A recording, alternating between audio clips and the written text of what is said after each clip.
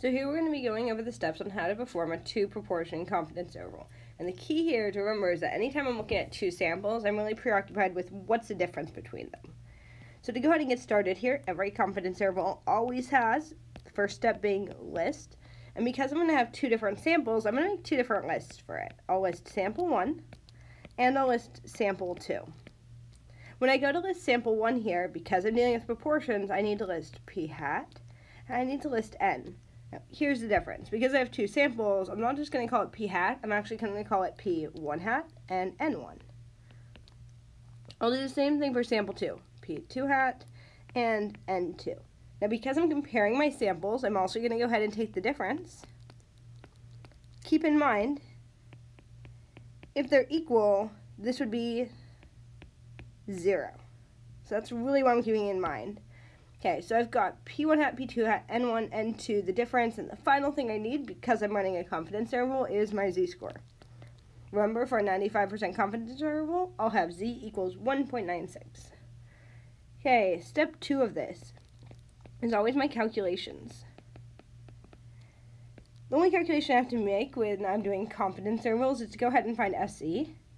Now, I want you to think back to what the formula was for a one proportion confidence interval. And that formula was square root p hat 1 minus p hat all over n.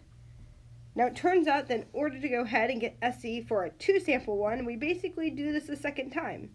So, I'm going to go ahead and change this to p1 hat, p1 hat, n1, and I'm going to add, extending that square root out, p2 hat 1 minus p2 hat all over n2. So my formula gets a lot longer. Now, a key note here is that if you're going to go ahead and calculate this by plugging it in manually, make sure that you do this, atom, and then square root. That is if you want to do it one step at a time. If you plug in all at once, you're going to be totally fine with it. So once again, the important thing is if you're doing it one little step at a time, make sure you square root it as the very last step. Step 3, as always, is to go ahead and put together our interval. Our interval is focused on the difference, so the first thing I write down is the difference between my samples. Remember that this is called a point estimate. It's the actual difference we found in our samples. I take that and I add and subtract z times SE, and remember this is what we call our margin of error. And that's because we're saying, okay, our samples are probably not lining up exactly with the population. So if I add in the fact that there's probably some error in the calculation, what are the possibilities I'd get out of here? We'll talk through how to state your answer once we go through our first example. Notice once again, I've got all 3 steps, just like every confidence interval I've ever done.